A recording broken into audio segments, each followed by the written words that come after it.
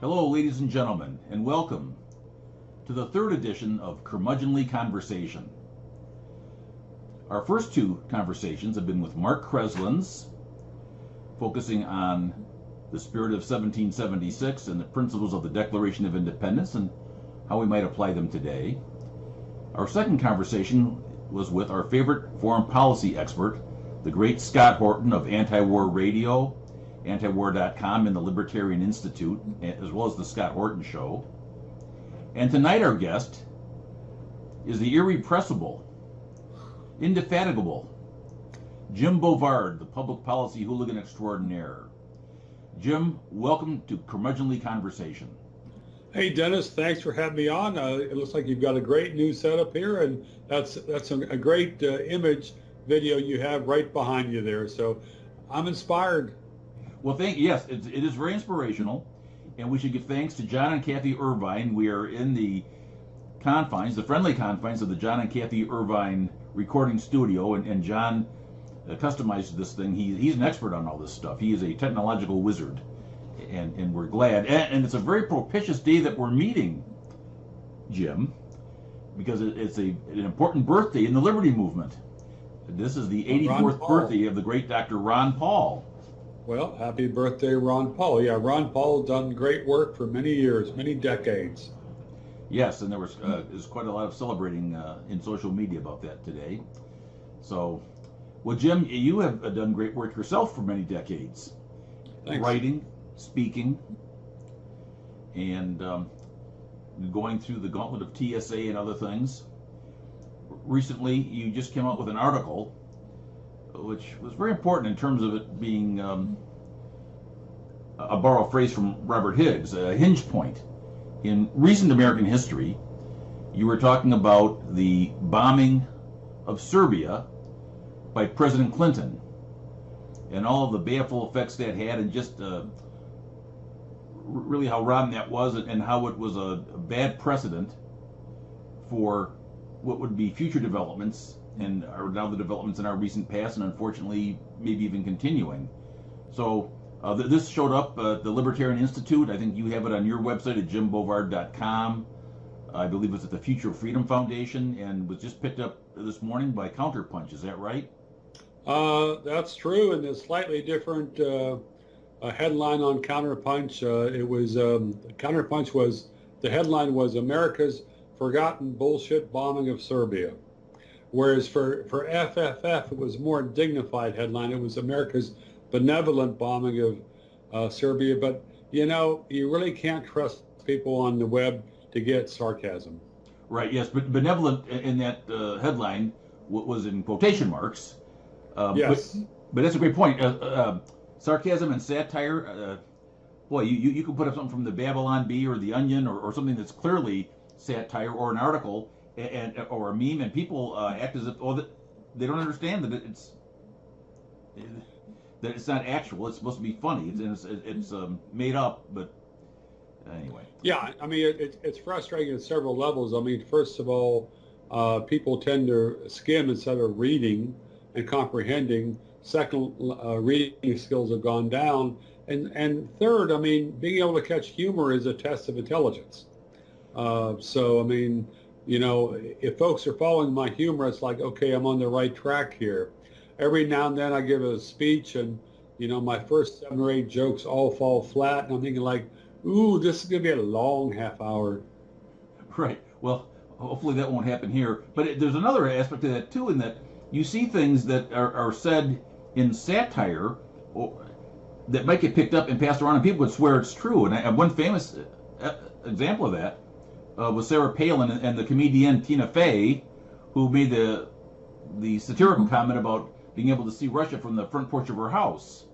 And there are people that would repeat that. And there are other examples of that too that go on all the time. I know there was a meme I saw that was very popular, purported to have Sheikh Nasrallah of Hezbollah making some comment about American politics and what he was going to do. And of course he doesn't comment on that sort of thing. But people did not. But also to make the meme, you just got to have a picture and the character generator put some words on it, and you can pass it around, and they'll believe it. Unfortunately, even though it may be totally untrue. The good news is, when they read the work of Jim Bovard, they are reading things that are true. You have earned, your reputation for credibility, and what you wrote about regarding the bombing of Serbia is particularly troubling, both for it by itself, its standalone, but also what came after it and what it led to. So perhaps for the audience who's watching this, who may have not read the article as of yet, could you tell us a little bit about that story? Okay, well, this back in March of 1999, Bill Clinton had just finished the impeachment trial, his Senate impeachment trial over the Monica Lewinsky and related offenses. And the Senate had not convicted him, but he needed to improve his image. And so killing Serbs was a good way for him to burnish his halo. The Serbs and the ethnic Albanians have been fighting in Kosovo going back at least 10, if not 700 years. There had been atrocities on both sides. The U.S. State Department had labeled the Kosovo Liberation Army as a terrorist organization. However, once Bill Clinton and Madeleine Albright and Hillary Clinton decided to bomb Serbia, the KLA suddenly became freedom fighters. And it was one of the most brazen bait and switches in U.S. media history and U.S. political history, recent history, but it worked just fine. And as a result, it sanctified the U.S. bombing. The U.S. targeted the Serbs. The U.S. killed hundreds of Serb women and children. The U.S. bombed hospitals, marketplaces, bridges, a long list of non-military targets. But the whole point was to break the will of the Serbian government and to compel them to exit Kosovo and basically let NATO take charge and hand it over to the ethnic Albanians, who were later convicted of killing people and body snatching their organs for sale. Yeah, very grim and gruesome stuff there. And, an interesting aspect of this is the transition in terms of the official narrative and in terms of the media of a nasty group like the KLA from terrorist to freedom fighter and how they try to present it. And we have a parallel today. I mean, there's more than one example of this. But one parallel might be, I believe it's pronounced the Mujahideen-e-Khalq in Iran, the MEK, which was on the terrorist list, and taken off only after years of lobbying, years of what can only be described as bribery by them. Somehow they're well financed. It'd be interesting to know where their money comes from. But that's a group that had killed Americans, killed Iranians, is very unpopular in Iran, and is promoting violent revolution there to overthrow the Iranian government. And they actually are an unusual type of a group. They are, in one sense, they are Marxist Muslims, which is an unusual combination apparently. But it reminds me a little bit of this Kosovo Liberation Army, and I think you talked about in your article, and I remember reading about this previously, that they committed a lot of atrocities. And what ended up happening in Kosovo, which I believe is considered the heartland of the Serbian people, at least originally, it was the destruction of the Orthodox Christian religion. And I think you mentioned in your recent discussion with Scott Horton about this, how it was bad for the Orthodox Christian people, for the Jewish people, for the Catholic people, for the Gypsies. It was really a human rights nightmare launched under the false pretenses of promoting human rights. Is that essentially what was going on there? Yeah, that's a good summary. And to step back to your comments on the MEK terrorist group, I mean, this is a group that the U.S. government had labeled terrorists for at least 20, if not 30 years, but the terrorists started giving large amount of money to American politicians. Some of the top GOP operatives, they would be paid $10, $20, $50,000 for a speech. And this is at the same time that this group was classified as a terrorist entity. So doing business with a terrorist entity, I mean, the U.S. government has prosecuted Somali immigrants for sending $100 or $200 or a few $100s back home to their relatives when the U.S. government claimed that money ended up in the pockets of extremist or terrorist groups in Somalia. You had top American politicians and former government officials taking huge amounts of money from this terrorist group. But, I mean, the U.S. media mostly went along with that. There were some folks who criticized it, people like Glenn Greenwald, people like the American Conservative, But for the most part, the media just rolled over and said, well, it'd be nice if there was a better government in Iran. Well, hell, it'd be better if there were better governments in most parts of the world. There's no reason to think this terrorist group would make a better government. Well, a great point by you, Jim. And this reminds me of the onerous sections 1021 and 1022 of the 2012 NDAA, National Defense Authorization Act. Under that, those who are deemed to be a terrorist by the president, and there's a very loose definition of that, but they talk about waging hostile actions against coalition partners in the war on terror, giving substantial support to Al Qaeda or associated groups.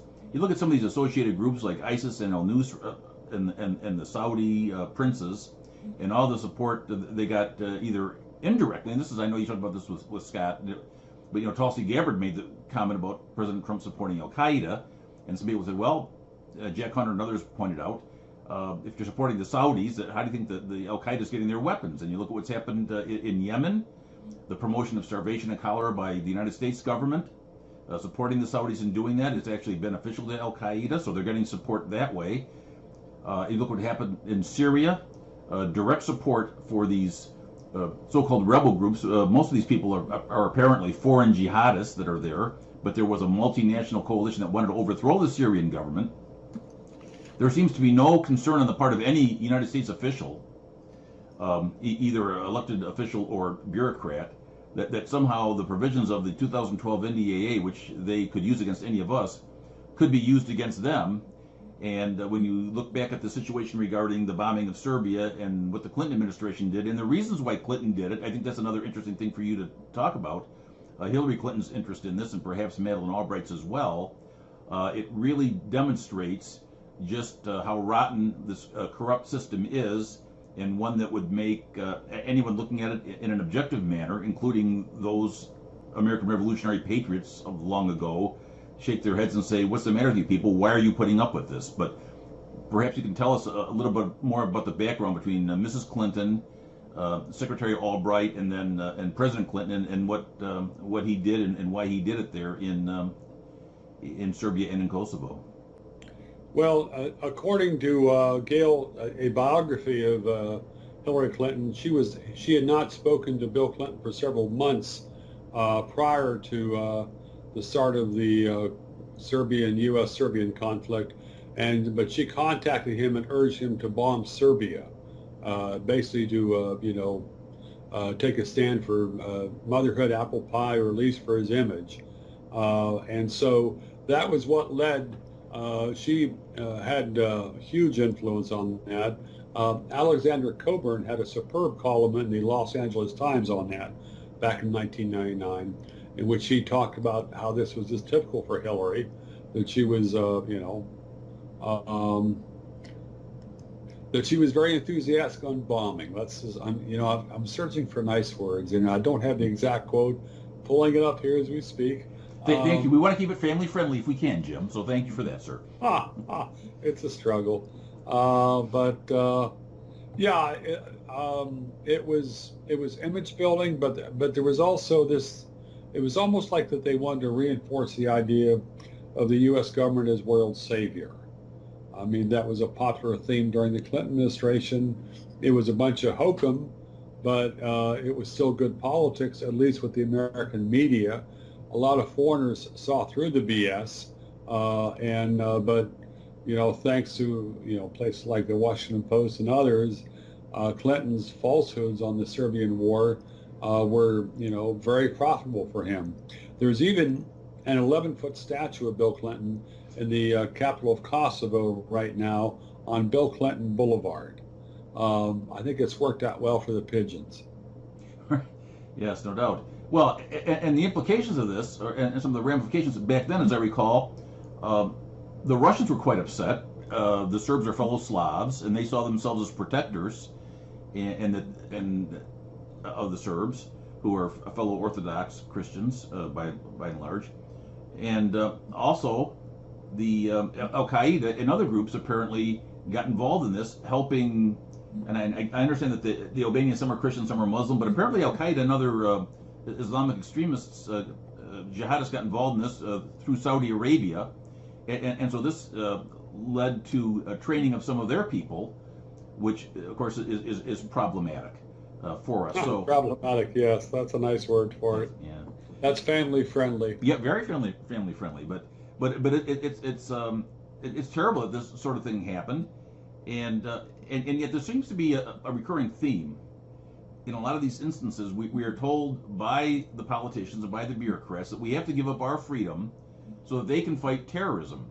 And yet we find that not only do they do actions which make the risk of terrorism here even greater because of blowback retaliation, but there's also, and again, I think this is Scott Horton's term, backdraft from groups that they've financed or helped to get started, who later have a falling out with the official American politicians, or however that goes, and then we have the risk of that. And so you see them frequently attacking coalition partners. I mean, the coalition against ISIS obviously includes Iran, for instance. Iran is heavily opposed to ISIS and Al Qaeda and Al Nusra, and yet the U.S. and some of the U.S.'s top Middle East allies are attacking Iran at every chance they get, and attacking Iraq was just bombed by the Israelis. And it was a Shiite militia which is allied with the United States in fighting the Sunni jihadists over there.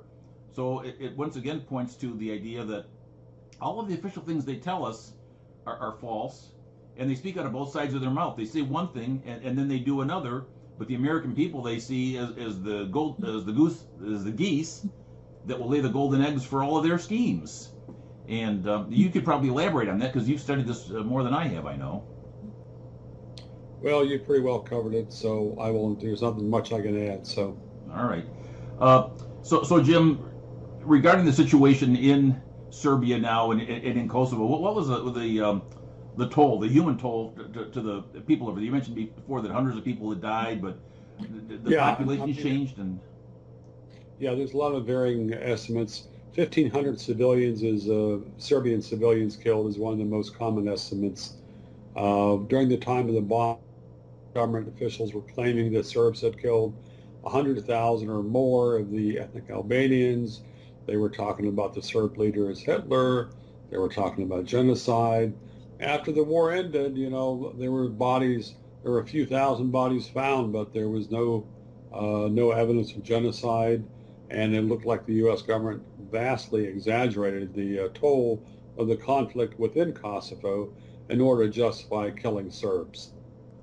And then of course that war also. I mean, there was fighting between Serbia and Bosnia and Croatia, right? And so this became a big problem over there. At one point, I recall there being they were bombing Belgrade, the United States and NATO, and at one time they bombed the Chinese embassy. Am I remember that right? Or Chinese? Right. The U.S. Bombed the Chinese embassy and said it was a mistake.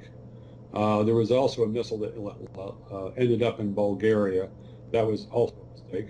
That one probably was a mistake. Not sure about the Chinese embassy. I mean, there was, it's a comment that people like Hillary Clinton like to talk, a phrase that they like to use is smart power. But if you look where the bombs landed, either the power wasn't very smart or they intended to kill an awful lot of civilians, which would maybe be smart for them because they know they have sovereign immunity. So they'll never be held liable for killing women and children. Well, and then you look at that crew and what Madeleine Albright said on television about when she was asked about the 500,000 Iraqi children that died because of the U.S. sanctions, and she said, well, it was a hard choice, but they thought the price was worth it. And so she didn't deny it, and so they just seem to think that they can get away with this. I mean, she said the price was worth it, but Madeleine Albright got a nice advance for her memoirs, so, it was worth it. For her career. All right, and then another very important point here is the precedent that all this set. I know you wrote about this in the article, and you talked about it with Scott in your interview, but how the actions of the Clinton administration were then used as a precedent by the Bush administration, George W. Bush administration going forward. Perhaps you could elaborate on that a little bit for us. Yeah, I mean, thanks to the American media, it appeared that the U.S. had had a successful humanitarian intervention in the Kosovo conflict. And the main reason it appeared successful is because the U.S. media ignored the 250,000 Serbs, Gypsies, and Jewish people who were driven out of Kosovo after the U.S. bombing ended.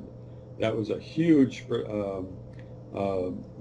exodus for that small country.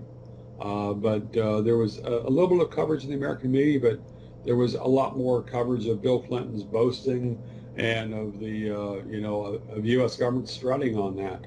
And it's interesting, there was quite a bit of opposition in Congress to that war, and members tried to bring a lawsuit to enforce the War Powers Act, but the courts would not uphold that, is my recollection. I've forgotten exactly how that lawsuit got derailed. But Congress did try. There were a number of congressmen who said, what the hell are we doing here? But, they didn't get much airtime, and there was very little pushback against the Clinton bombing. I think I do remember some, among Republicans in particular, but there may have been some Democrats as well, but interestingly, there was some opposition to this. I remember I think Sean Hannity was opposed to what Clinton was doing there. But then several years later, regarding the situation with Iraq, under the Bush administration, that all seemed to change, and the post 9/11 situation. And some people point out too that there was, of course, the president from the first Bush administration, which apparently got Russell Kirk quite upset with the first President Bush, that he was sowing the seeds of a really terrible future event. And of course, the price paid by the Iraqi people it has been devastating. What happened to the minority groups in Iraq as a result of both Desert Shield and then Desert Storm, those two Iraq wars, and Yep. horrible human suffering. Most of which the American media ignored. So, some people don't count. Right, and this is very sad, and so we need to, I think, need to do what we can to make people aware of this, and you've done great work in this. But we also see the danger to those that do make people aware of these things. I mean, you look at the situation with Julian Assange, Edward Snowden. Oh, yeah, those are two of our greatest truth tellers. Snowden is in exile in Russia, and Julian Assange is in prison in Britain. And both of those guys should be getting a Presidential Medal of Freedom. I've written that. Didn't do any good. But it's surprising how much the American media has bashed those guys, when certainly if you look at what Julian Assange exposed in 2016, it was a hell of a lot more. Americans learned a hell of a lot more about the election from Julian Assange and WikiLeaks than they did from the Washington Post. Well, that's true, and at the time, of course, famously, President Trump was complimentary of Julian Assange and WikiLeaks when he was abducted from the embassy. I think my recollection is the president said he didn't know much about it or something like that, or about WikiLeaks, but I don't know if he was told to be quiet about it or not. But this is really a very, very dangerous situation. And his parents, Julian Assange's parents, I believe they're not together now, but I think both his father and mother have commented on his health deteriorating, which is not surprising. So this is just a terrible situation over there. And of course, what they've done to Chelsea Manning, who would not help them to persecute Assange, they added jail time to Chelsea Manning. It's terrible how Chelsea Manning is being treated. Chelsea Manning deserves a lot of credit and applause for her courage. And I certainly appreciate it, because it's nice to see someone who's not willing to become a government tool and is willing to pay the price. I hope that Manning can get out as soon as possible, because it's total BS to have to lock Manning up. Right, and then we also think of is it John Curico who exposed the CIA's crimes. Nobody in the CIA paid a price, but he did. Yeah. Eric Holder was promised to, do justice and all that for the torture scandal, and the only justice that Eric Holder did as Attorney General for the CIA torture was to send John Kirikou to prison for admitting that the CIA did waterboarding. And it's like you had all these torture policymakers, all these people that were hands-on torturers, No problem. You tell the truth about torture, you're going up the river, boy. Well, and some of the people watching this, might have a common response, which is that, well, we're dealing with terrorists. We're dealing with, The CIA, you mean? right, right. Well, yeah, yeah, but I mean, just the government in general. But I mean, they'll say, well, we're being protected by this. But I'm not quite sure how you meant that. But you're smiling. But yeah, so terrorism is apparently, Glenn Greenwald says, if you use any definition at all, it is pressuring or attacking civilians to get them to change government policy, and the U.S. government is doing that, quite a bit of that, and also violating its own alleged rules, that sort of thing, in the ways that it does it, and it is a clear and present danger to every American. I mentioned earlier about the NDA, indefinite detention provisions. We see what's happening to the whistleblowers, and it's been terrible. And the Obama administration was awful about this, just awful. And now we have as Attorney General Barr, who you've written about because you've done great work on the situation in Waco and the situation at Ruby Ridge in Idaho. And perhaps you could share with the audience some of Attorney General Barr's history regarding FBI snipers and some of that malfeasance. Well, Barr was Attorney General for the first Ruby Ridge, for Ruby Ridge when it went down in September 1992, and he was involved in some of the phone calls that set the FBI's response to Randy Weaver, Kevin Harris, and the others who were surrounded in that cabin. Once Barr left the federal office, he was a private lawyer, and private lawyers have to do a certain amount of pro bono work. Well, the biggest pro bono work that William Barr did after leaving the Attorney General's office was to round up support for a brief to give total immunity to the FBI sniper who gunned down and killed Vicki Weaver as she stood in her cabin door holding her baby. So the sniper murdered her, right? Would that be the fair way to describe that? The sniper had a 10 power scope at 200 yards, and then the sniper pulled the trigger. So I don't know if you know 10 power scopes, but there was a reenactment they did a few years later, and at that distance, on that turf, it's possible to see a wedding ring on somebody's hand. So, the sniper was culpable. However, when the Boundary County, Idaho, where the killing took place, tried to prosecute Horiuchi, William Barr sprung to action and rallied other former attorney generals. A big pushback that got quoted in federal appeals court. It was an intensely controversial case. And federal appellate judge Alice Kaczynski had some of the best opinions on this, in which he laid out beautifully how the perils of the doctrine that people like William Barr and the Justice Department were pushing. I mean, you don't want to make federal snipers into a class above the law, but that's practically what they were doing. I think Judge Kaczynski referred to them as giving them a 007 license to kill, which wasn't really what the Founding Fathers intended for government employees. You wouldn't think so. And that would also perhaps be the case with drone snipers in Nevada or other places. The drone warfare has created a huge toll amongst civilians, and we've had people from overseas who have said that this is backfiring terribly because you're creating great support now for Al-Qaeda and other terrorist groups, because the vast majority of people getting killed by these things are civilians. They have families, they have friends, and we've even had 3 Americans from the same family. Well, I guess one not by drone, but 2 by drones. Anwar al-Awlaki, and then his son, and then of course the daughter was killed by that. I guess was it a SEAL or a commando raid in Yemen?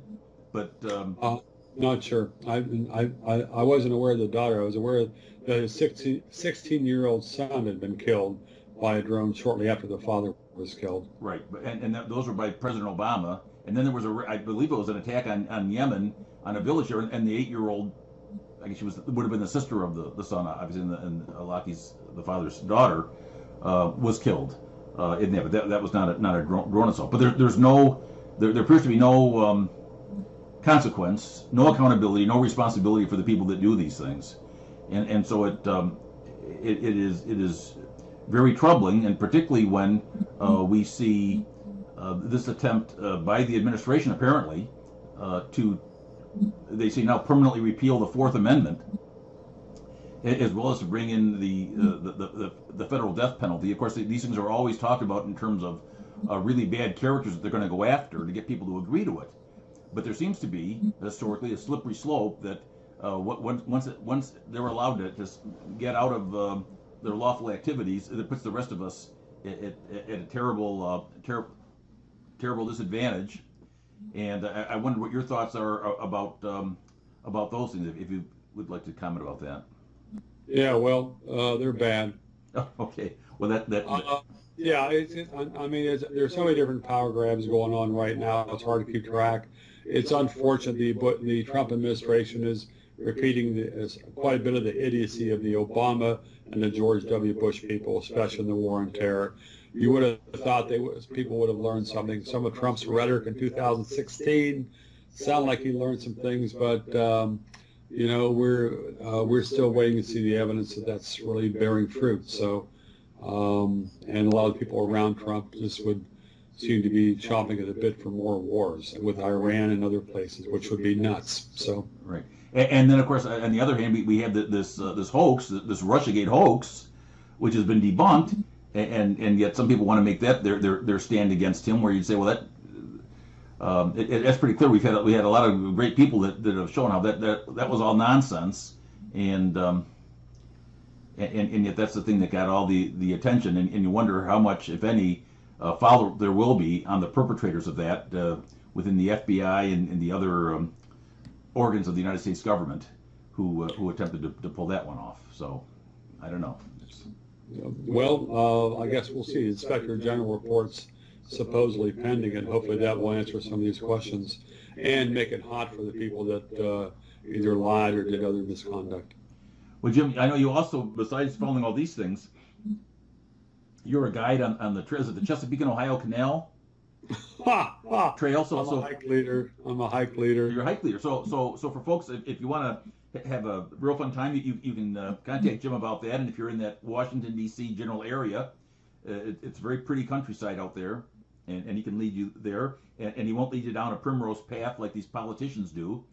So we could recommend that. And please look up Jim Bovard on Facebook and on the internet, and you read his work again. He goes back for decades writing about this stuff, and there are other topics he's covered that we haven't because we just don't have time to do that. But Jim is very kind to join us tonight on Curmudgeonly Conversation, and hopefully folks will learn something from all of his knowledge and are incentivized now to go and learn more, because these are very important topics, and we need to have the public aware of them, and to see if we can come up with some sort of a solution of some sort, which probably would entail not just following along with the mainstream media and the two-party propaganda machine. That's my guess, and perhaps Jim would agree with me on that. Yeah, Dennis, thanks for your kind words. Thanks so much for having me on. It was a pleasure to have a conversation with you. Well, you're welcome, sir. I hope we can do it again sometime. Thank you very much. Sounds great. Okay. Good night, Jim. Take it easy. Thank you.